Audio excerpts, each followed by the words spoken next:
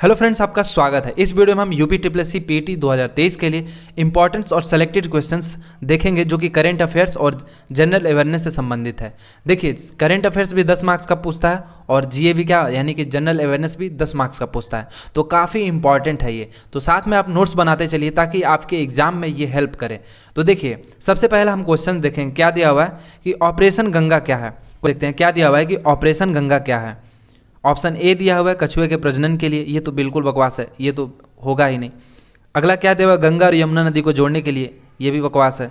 अब अगला दिया हुआ है क्या, 2024 तक गंगा नदी को साफ करने की परियोजना, ये भी गलत है। ऑप्शन नंबर डी क्या होगा, सही होगा। देखिए, अभी फिलहाल में ही क्या हुआ था, रसिया और यूक्रेन का जो युद्ध हो रहा था, तो इसमें क्या किया गया था, ऑपरेशन गंगा चलाया गया था, जिसमें हमारे नागरिकों को, भारत के नागरिकों को निकालने के लिए, वहाँ से अपने देश में लाने के लिए ऑपरेशन गंगा चलाया गया था। इसलिए ऑप्शन नंबर डी क्या होगा, यहाँ पे सही होगा। भारतीय नागरिकों को यूक्रेन से लाने के लिए निकासी योजना ये था, इसलिए ऑप्शन नंबर डी क्या होगा, सही होगा। Evacuation plan to bring Indian citizens from Ukraine. समझ में आ गया आपको। अब नेक्स्ट क्वेश्चन हम देखेंगे। क्वेश्चन दिया हुआ है कि अंतर्राष्ट्रीय महिला दिवस कब मनाया जाता है। ऑप्शन आपका दिया हुआ है 4 फरवरी, 8 मार्च, 12 दिसंबर और 23 जुलाई। सही उत्तर क्या होगा, देखिए इसका जो सही उत्तर होगा वो होगा ऑप्शन नंबर बी, 8 मार्च। जो अंतर्राष्ट्रीय महिला दिवस है वो 8 मार्च को मनाया जाता है। आपको समझ में आ गया और याद भी हो गया होगा, तो आप इसे नोट्स कर लीजिए। अगला क्वेश्चन हम देखते हैं। क्या दिया हुआ है कि गुपकार गठबंधन क्या है। ऑप्शन आपका दिया हुआ है केरल के राजनीतिक दलों का एक गठबंधन, जम्मू कश्मीर के विपक्षी दलों का एक गठबंधन। अगला दिया हुआ है सिनेमा उद्योग से जुड़ी एक संस्था। ऑप्शन नंबर डी दिया हुआ है पाकिस्तान का एक राजनीतिक दल। तो इसका सही उत्तर क्या होगा, देखिए इसका जो सही उत्तर होगा वो होगा option number B, Jammu Kashmir के विपक्षी दलों का एक गठबंधन है, गुपकार गठबंधन। समझ में आ गया आपको। अब देखिए नेक्स्ट क्वेश्चन देखते हैं। क्वेश्चन नंबर 4 दिया हुआ है कि महिला उत्कर्ष योजना की शुरुआत किस राज्य ने की। महिला उत्कर्ष योजना की शुरुआत किस राज्य ने की। ऑप्शन आपका दिया उत्तर प्रदेश, मध्य प्रदेश, गुजरात, बिहार। तो आपको याद रखना है, हमेशा याद रखना है कि महिला उत्कर्ष योजना की जो शुरुआत है वो ऑप्शन नंबर सी यानी कि गुजरात ने किया। नेक्स्ट क्वेश्चन देखते हैं हम। क्वेश्चन दिया हुआ है कि हर घर दस्तक 2.0 अभियान क्या है, वो कौन सा सही है। Option number B, option number B क्या होगा, सही होगा। अब देखिए ऑप्शन नंबर बी क्यों सही होगा। हर घर दस्तक 2.0 जो था, इसमें हम देखेंगे कि क्या कोविड-19 के वैक्सीनेशन के लिए जो ज़्यादा से ज़्यादा 2 मंथ में जो कवरेज था उसके लिए ये कैंपेन चलाया गया था, इसीलिए ऑप्शन नंबर बी क्या होगा, सही होगा।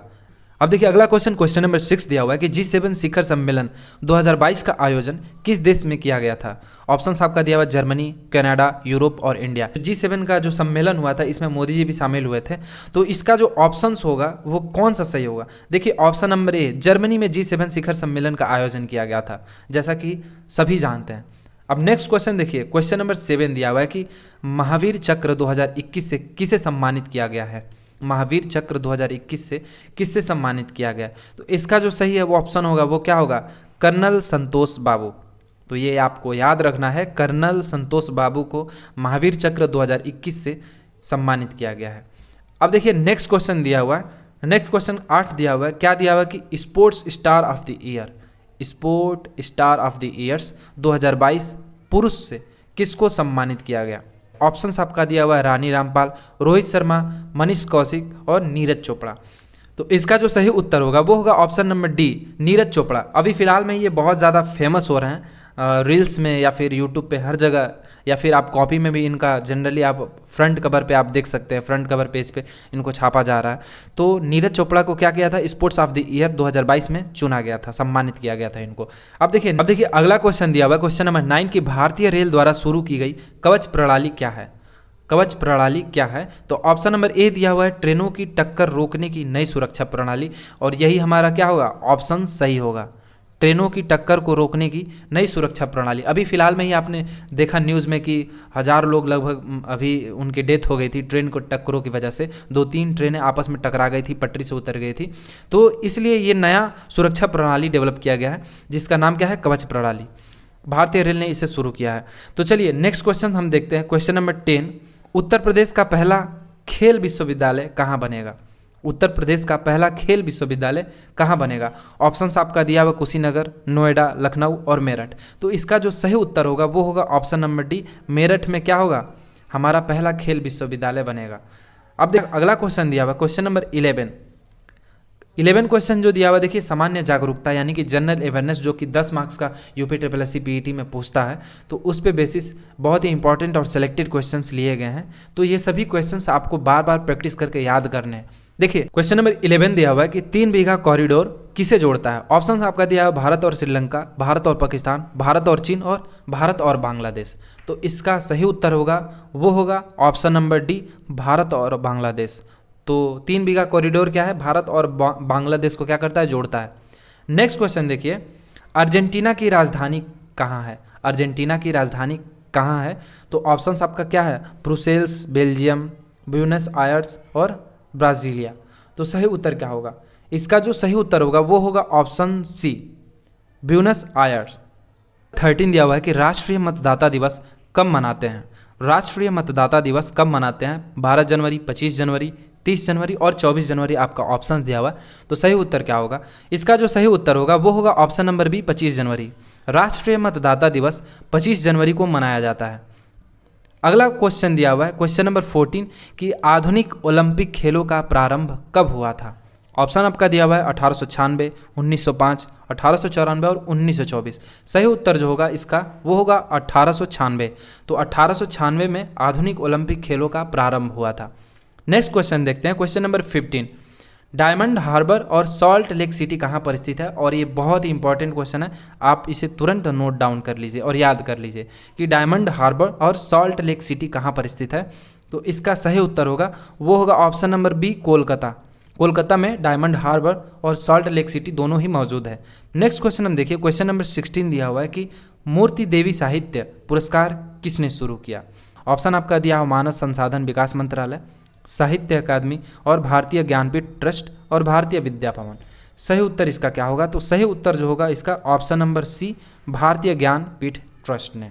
भारतीय ज्ञानपीठ ट्रस्ट ने क्या किया था, मूर्ति देवी साहित्य पुरस्कारों का शुरुआत किया था। अगला क्वेश्चन देखेंगे क्वेश्चन नंबर 17 दिया हुआ कि सत्रिया किस राज्य का शास्त्रीय नृत्य है। और बहुत ही इंपॉर्टेंट है ये भी, और फ्रीक्वेंटली एग्जाम में पूछता रहता है ये कि सत्रिया किस राज्य का शास्त्रीय नृत्य है। वो होगा आपका option number A, Assam. Assam का जो है सत्रिया राज्य का, असम राज्य का सत्रिया जो है वो शास्त्रीय नृत्य है। नेक्स्ट क्वेश्चन देखिए क्वेश्चन नंबर 18 दिया हुआ है कि किताब उल हिंद के रचनाकार कौन है। किताब उल हिंद के रचनाकार कौन है। ऑप्शन आपका दिया हुआ है अल बरूनी, अमीर खुसरो, अबुल फजल और बर्नी। सही उत्तर जो होगा ऑप्शन नंबर ए होगा अल बरूनी। क्वेश्चन नंबर 19 दिया हुआ है कि नाटो का मुख्यालय कहाँ पर है। देखिए इसी की वजह से रसिया और यूक्रेन में युद्ध हो रहा है, नाटो की सदस्यता लेने के लिए ही, जो कि रसिया नहीं चाहता है, जैसा कि आप जानते हैं। तो नाटो का मुख्यालय आपको पता होना चाहिए कि नाटो का जो मुख्यालय है वो कहाँ पर है। ऑप्शन दिया हुआ नीदरलैंड, ब्रुसेल्स, लंदन और पेरिस। तो जो नाटो का मुख्यालय है वो होगा ऑप्शन नंबर बी, ब्रुसेल्स में स्थित है। तो सही उत्तर क्या होगा, ऑप्शन नंबर बी। अब देखिए नेक्स्ट क्वेश्चन की तरफ हम बढ़ते हैं। क्वेश्चन नंबर 20 दिया हुआ है कि साइलेंट वैली यानी कि शांति घाटी कहाँ स्थित है। बहुत ही इंपॉर्टेंट क्वेश्चन है ये भी। साइलेंट वैली यानी कि शांति घाटी कहाँ पर स्थित है, जनरली आपको इसे याद रखना है। देखिए ऑप्शन आपका दिया हुआ है तमिलनाडु, कश्मीर, असम और केरल। तो इसका जो सही उत्तर होगा वो होगा ऑप्शन नंबर डी, केरल। देखिए केरल में साइलेंट वैली यानी कि शांति घाटी स्थित है। इस वीडियो में बस इतना ही रहने देते हैं, और भी इंपॉर्टेंट और सेलेक्टेड क्वेश्चंस हम आपके लिए लाते रहेंगे। तो वीडियो अच्छा लगा हो तो वीडियो को लाइक और चैनल को सब्सक्राइब जरूर कर लें। इसी तरह के न्यू वीडियो अपडेट के लिए और भी क्वेश्चंस हम आपके लिए लाते रहेंगे। तो जरूर से चैनल सब्सक्राइब कर लीजिए और साथ में बेल आइकन को भी प्रेस कर लीजिए, ताकि आपको हमारे सारी वीडियो का नोटिफिकेशन आपको मिलती रहे। तो मिलते हैं फिर नेक्स्ट वीडियो में, तब तक के लिए गुड बाय।